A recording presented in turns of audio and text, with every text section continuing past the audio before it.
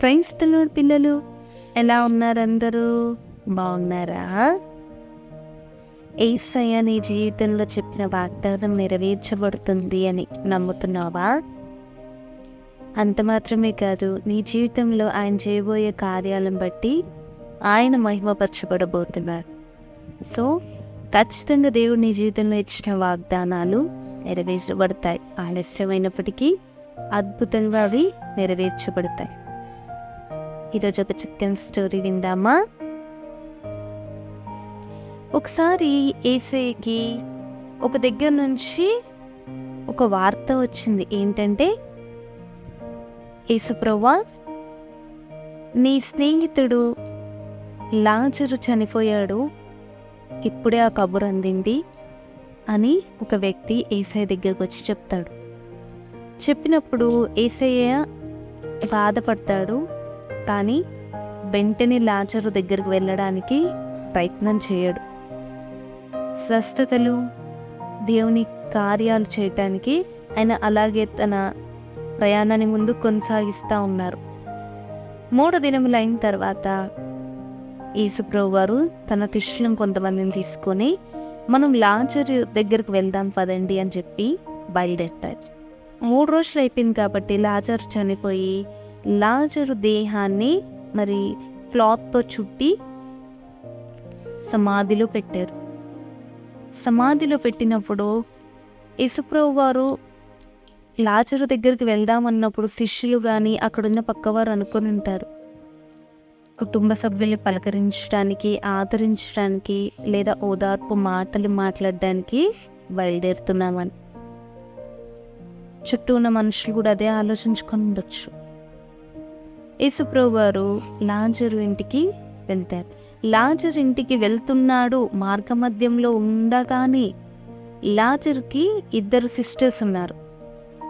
ఆ సిస్టర్స్కి న్యూస్ అందుతుంది. ఏమని అందుతుందంటే, యేసుప్రభు వారు ఇంటి దగ్గరికి రాబోతున్నారు, పలకరించడానికి లేదా ఆదరించి మాటలు మాట్లాడడానికి రాబోతున్నాడని న్యూస్ అందింది. వెంటనే అందులో ఒక సిస్టర్ అయిన మరియా యేసుప్రభు వారికి ఎదురుగా పరిగెత్తుకొని వెళ్ళి, అయ్యా, ఇంకా నా సహోదరుడు లాజరు మరణించాడు, సమాధిలో కూడా పెట్టేశాం, ఇంకా చూడలేం లాజర్ని అని ఏడుస్తుంది. నువ్వు అప్పుడే వచ్చుంటే బ్రతికేవాడేమో, నువ్వు అప్పుడే ఉండుంటే బ్రతికించేవాడువేమో. అయితే 3 దినములు అయిపోయింది కదయ్యా, ఇంకా నా సహోదరుడు తిరిగి రాడు అని చాలా దుఃఖంతో ఏడుస్తుంది. మనకి బాధ వస్తే, మనకి కష్టం వస్తే దేవుని సన్నిధానానికి వచ్చి మనం బాధ చెప్తున్నామా? దేవుని దగ్గర నీ కన్నీరు కారుస్తున్నావా, లేదా మనుషుల యొద్ద నీ కన్నీరు సారుస్తున్నావా? మరియా తన సహోదరుడు మరణం ఎంత వేదనకరమైందో అయితే యేసయ్య దగ్గరికి వచ్చి తన బాధని చెప్తుంది. అప్పుడు అక్కడ శిష్యుడికి యేసయ్య చెప్తారు, ఆ సమాధి రాయిని తొలగించండి అని. అక్కడ ఉన్న వారంతా, అదేంటి, ఒక వ్యక్తి చనిపోయి 3 దినములు అయిన తర్వాత సమాధిలో నుంచి చాలా దుర్వాసన వస్తుంది, అయితే ఈ యేసుప్రభు వారి సమాధి రాయి తీయమంటారేంటి? అది తీస్తే దుర్వాసనే కదా వచ్చేది, ఇంకా మట్టి శరీరం మట్టిలో కలిసిపోయి ఉంటుంది, ఇంకా లోపలికి వెళ్ళి చూడ్డానికి ఏముంది, ఎందుకు ఈయన రాయిని దొర్లించమంటున్నాడు అని అనుకుంటా ఉన్నారు. యేసుప్రభు వారి కార్యాలు ఎంతో ఘనమైనవి, ఎంతో ఉన్నతమైనవి, అవి మన ఊహకు అందనివి. ఎప్పుడైతే వారు రాయిని తొలగించారో వెంటనే యేసుప్రభు వారు, లాజరు బయటికి రా అని పలుకుతారు. ఎంత గొప్ప మాట కదా! అసలు చనిపోయిన వ్యక్తిని అలా పిలిచే ధైర్యం ఎవరికి ఉంది? ఒక మనిషి చనిపోతే పిలిస్తే రాగలరా? యేసుప్రభు వారి వాక్కులో ఉన్న శక్తి ఎంతో ఘనమైనది.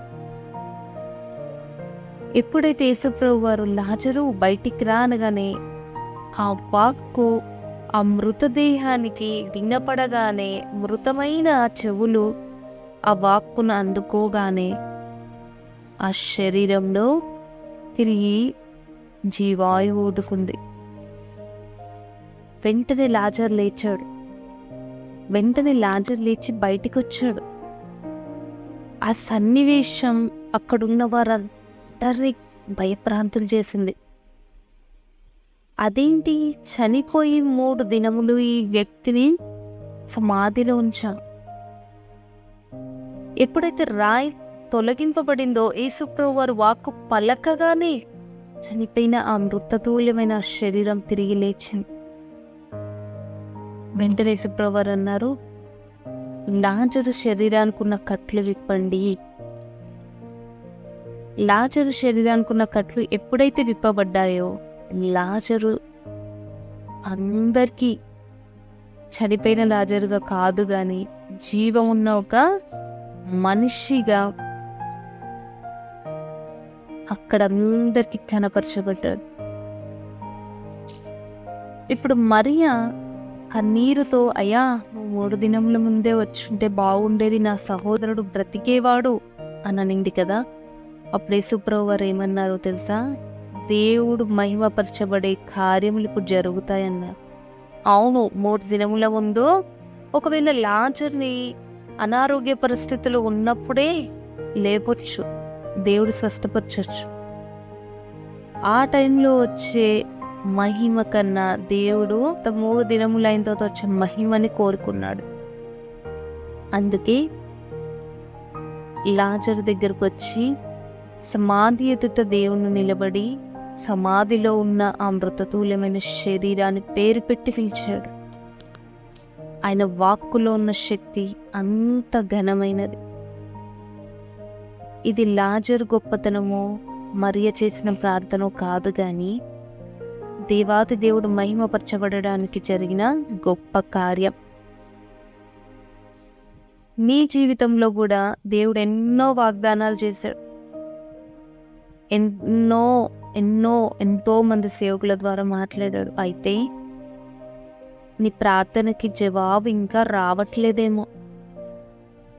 ఆ ప్రవచనాల్లాగే ఉండిపోయాయేమో. ఆ వాగ్దానాల్లాగే ఉండిపోయాయేమో. కార్యాలు ఏవి జరగట్లేదేమో. దేవుడు మహిమపరచబడే కార్యాలు ఆయన సొంత సమయంలో జరుగుతాయి. ఆ కార్యాలు జరిగినప్పుడు వాటిని చూసి అనేకులు దేవుని వైపు త్రిప్పబడతారు. లాజరు జీవితమే మనకు ఉదాహరణ. నీ జీవితంలో కూడా ఆలస్యంగా జరుగుతున్న కార్యాలను బట్టి నువ్వు బాధపడుతున్నావేమో. దేవుడు ఈరోజే నా జీవితంలో ఈ కార్యం చేసుంటే బాగుండేది, ఈరోజే నా జీవితాన్ని మార్చుంటే బాగుండేది అని అనుకుంటున్నావేమో. దేవునికి తెలుసు ఎప్పుడు నీ జీవితంలో కార్యం చేస్తే, ఎప్పుడు నీ జీవితంలో గొప్ప కార్యాలు జరగడం వల్ల అనేక మంది ఆయన వైపు త్రిప్పబడతారు, ఆయన నామం మహిమపరచబడుతుంది. ఓపికతో, నిరీక్షణతో దేవుడు చేయబోయే కార్యాల కొరకు ఎదురుచూడు. నీ జీవితంలో ఆయన చేయబోయే కార్యాలు ఎంతో ఉన్నతమైనవి. ఆయన వాక్కులోనే ఉన్న శక్తి ఎంతో ఇప్పుడు మనం చూసాం. లాజరు విషయంలో చనిపోయిన దేహాన్ని లేపిన దేవునికి నీ జీవితంలో చేయలేందంటూ ఏదైనా ఉందా? మరియ కన్నీరును తుడిచిన దేవునికి నీ కన్నీరు తుడవడం అసాధ్యమా? ప్రార్థన చేసుకుందామా? పరిశుద్ధమైన తండ్రి, నమ్మకమైన దేవా, మీకే వందనాలయ్యా. అవును ప్రభా, లాజరు రోగి అయి ఉండగానే నువ్వు అక్కడికి వెళ్ళుంటే, ముట్టి స్వస్థపరచుంటే అది కొంతమంది వరకే వ్యాపించేదేమో ప్రభా. చనిపోయిన 3 దినములైన తర్వాత ఆ మృతదేహాన్ని నువ్వు లేపావయ్యా. కేవలం నీ వాక్కుతోనే తిరిగి జీవం పొందుకున్నాడయ్యా. అందుని బట్టి నీ మహిమ ఆ చుట్టుపక్కల ప్రాంతాలన్నిటికీ వెళ్ళిందయ్యా. మా ద్వారా మా జీవితంలో చేసిన వాగ్దానాలు ఆలస్యం అవుతున్నప్పటికీ ప్రభా, మా ద్వారా నువ్వు జరగబోయే కార్యాలు ఎంతో ఉన్నతమైనవి, ఎంతో శ్రేష్టమైనవి. మా జీవితం ద్వారా కూడా నిన్ను నువ్వు మహిమపరచుకోవడానికి ఇష్టపడిన దేవుడు అయినందుకు వందనాలు. మా జీవితంలో నువ్వు చేయబోతున్న కార్యములకై వందనాలు చెల్లించుకుంటే ఆ కార్యాల కొరకు ఓర్పుతో నిరీక్షణతో ఎదురు చూసే మనసును మా అందరికీ దయచేయండి. ఈ నా ప్రార్థన యేసుక్రీస్తున్నాము ప్రార్థించి అడిగి పెట్టుకుంటున్నాం తండ్రి. ఆమేన్. ప్రైజ్ ది లార్డ్ పిల్లలు.